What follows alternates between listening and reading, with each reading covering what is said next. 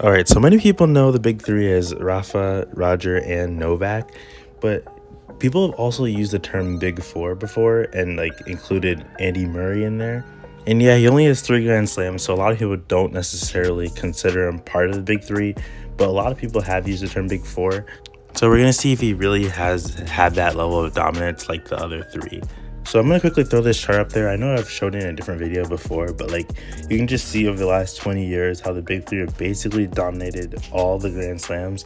And the only people that have won more than 1 Grand Slam in this period is Andy Murray and Stan Wawrinka, which I know a lot of people like wonder. I mean, he also has the same number of Grand Slams as Andy Murray. So people might question why he's not included in the big four, but yeah. All right, so before we get into the video, 96% of you guys watching my videos aren't subscribed. So if you guys enjoy tennis content like this, make sure to drop a like and subscribe and check out my other tennis content. So a big part of the big three is like longevity, and I mean, you could say Andy Murray did have some, because like from 2008 2016 he was consistently making Grand Slam finals and actually winning some.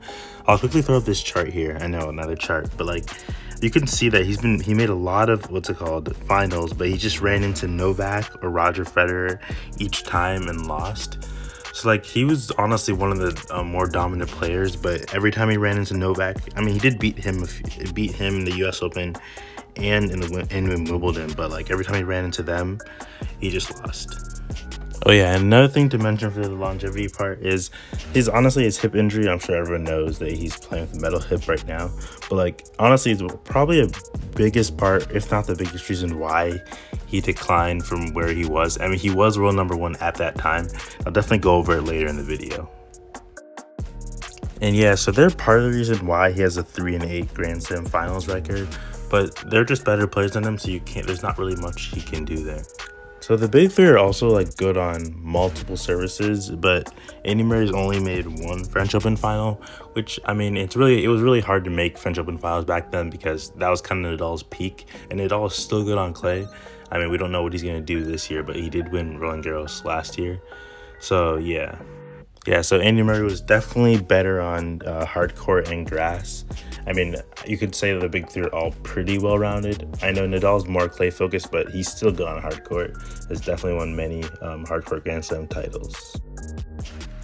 One thing that Andy Murray has that the big three doesn't have is that he has 2 Olympic gold medals, which I think he was the first person to have that. I'm not sure, but yeah, so which is honestly really impressive. He had to beat a lot of top players to get those medals, and is 4 years apart, or each Olympics is 4 years apart, so you have to like have a consistent high level. Anyways, now I want to kind of talk about how like Andy Murray definitely edges over Stan. Obviously Andy Murray's been the number one in the world and Stan hasn't, and also Andy Murray has 46 career titles while Stan only has 16. So definitely Andy Murray's been a lot better over the years, even though they're both dealt with injuries. But yeah. All right, so with that out of the way, I guess we can talk about his injury stuff. So basically it all happened in 2017. He was still world number one at that time. So he made the French Open semifinals and he lost to Wawrinka, but he kind of like had a hip issue. And also he kept playing through it and played to Wimbledon to try to defend his title, but eventually lost in the quarterfinals. And he thought that the injury wasn't going to be serious, but eventually when he went home and like got checked, he needed surgery, and it took him out of playing for almost a whole year. So I mean, now you can see him like kind of coming back. He's kind of having a career resurgence, obviously making a final against Medvedev, but like that injury kind of derailed his career. But anyways, it has been fun like watching his matches, because he's been fighting back.